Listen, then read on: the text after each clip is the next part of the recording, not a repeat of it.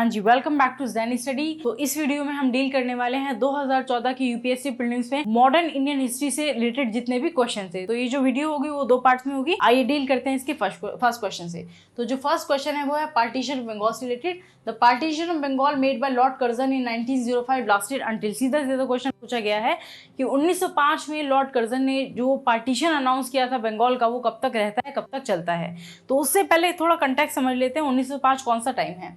तो 1905 वो वाला टाइम है जब हमारा नेशनल मूवमेंट अपने एक्सट्रीमिस्ट फेज में एंटर करता है, यानी कि जो बॉयकॉट, स्ट्राइक या डिमॉन्स्ट्रेशन या हड़ताल, ये जो मेथड्स है वो पॉपुलर हो जाते हैं। और जो मॉडरेट के मेथड्स हैं जैसे कि लेजिस्लेशन, प्रेयर, पिटीशन, ये सारे क्या हैं, थोड़े ठंडे पड़ जाते हैं। तो 1905 वो वाला समय है। आप कंटेक्स्ट समझ आ गया। आप समझते हैं पार्टीशन ऑफ बंगाल हुआ क्यों।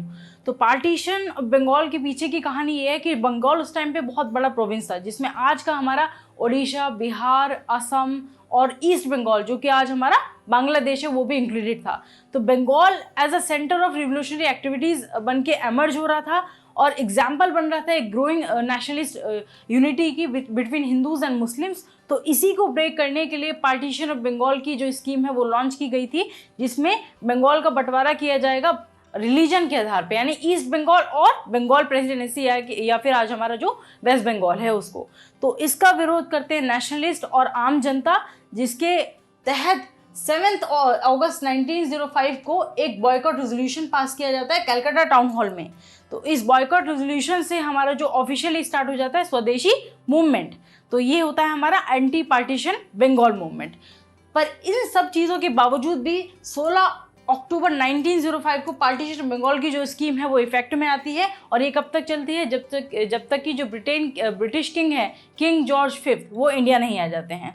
तो 12 दिसंबर 1911 वो वाला दिन है जब English king George V India में आते हैं और कुछ अनाउंसमेंट करते हैं। तो ये जो 12 दिसंबर 1911 को क्या हो रहा है, तीसरा दिल्ली दरबार लगता है दिल्ली में। और इस पर जो इम्पोर्टेंट अनाउंसमेंट है वो क्या है कि अब से जो पार्टीशन बंगाल है वो किसके आधार पे होगा, भाषाई आधार पे होगा, ना कि रिलीजन के आधार पर। तो पहला क्या है, ईस्टर्न बंगाल को मर्ज किया जाएगा बंगाल प्रेसिडेंसी के साथ, तो रिवर्स कर दिया, एनल कर दिया।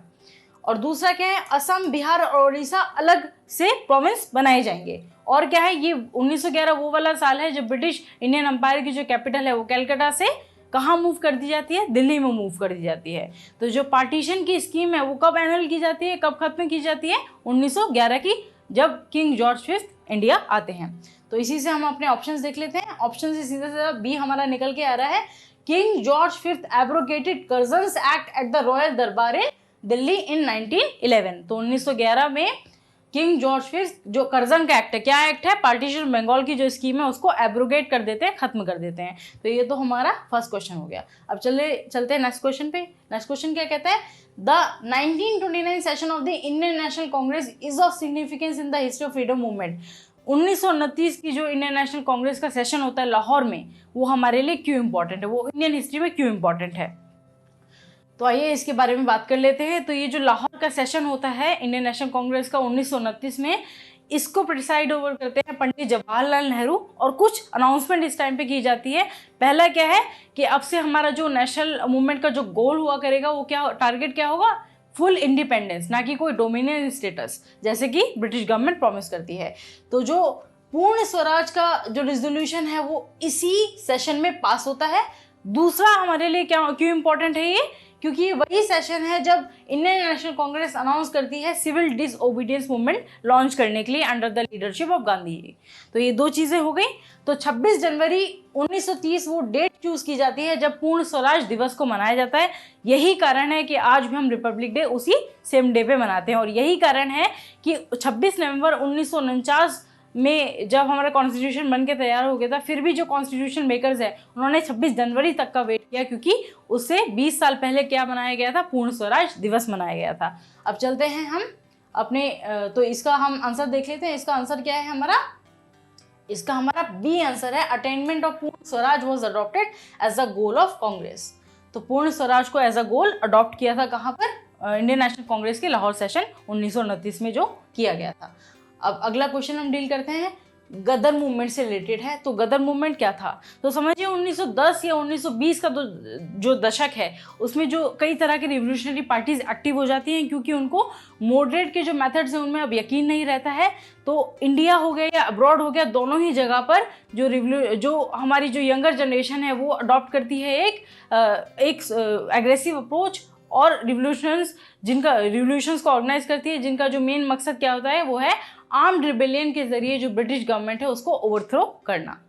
तो इसी में एक थी गदर पार्टी। तो गदर पार्टी क्या है समझ लेते हैं। एक अमृतसर के सिख रिवोल्यूशनरी होते हैं जिनका नाम होता है सोहन सिंह बखना, वो इस्टेब्लिश करते हैं गदर पार्टी। कहाँ पर इस्टेब्लिश करते हैं, सैन फ्रांसिस्को यूएसए में एक जगह है, ईयर है 1913। तो इनका एक अपना न्यूज़पेपर भी होता है जिसके मास्ट हेड पर लिखा होता है अंग्रेजी राज का दुश्मन, और ये 4 लैंग्वेजेस में पब्लिश किया जाता है उस टाइम पे, हिंदी, उर्दू, गुरुमुखी और इंग्लिश। तो इस जो न्यूज़पेपर में अलग अलग तरह के रिवोल्यूशनरी जो लिटरेचर है उनको पब्लिश किया जाता था। अब गदर पार्टी का साथ इंडिया के कुछ रिवोल्यूशनरीज भी देते हैं, जिसमें हो गए हमारे सचिन सन्याल हो गए, या फिर हमारे राज बिहारी बोस हो गए। तो इनके साथ मिलकर ये जगह जगह, जिसमें कि लाहौर हो गया, रावलपिंडी हो गया और फिरोजपुर हो गया, यहाँ पर आर्म्ड रिबेलियन ऑर्गेनाइज करते हैं। पर इसका नतीजा क्या होता है, इसके रिस्पॉन्स में जो ब्रिटिश गवर्नमेंट है वो जो मेंबर्स हैं गदर पार्टी को उनको अरेस्ट करती है, और क्या करती है, उनको अरेस्ट करने के बाद डिपोर्ट भी किया जाता है, और उनमें से कुछ को एग्जीक्यूट भी किया जाता है under the defence of India rules 1915।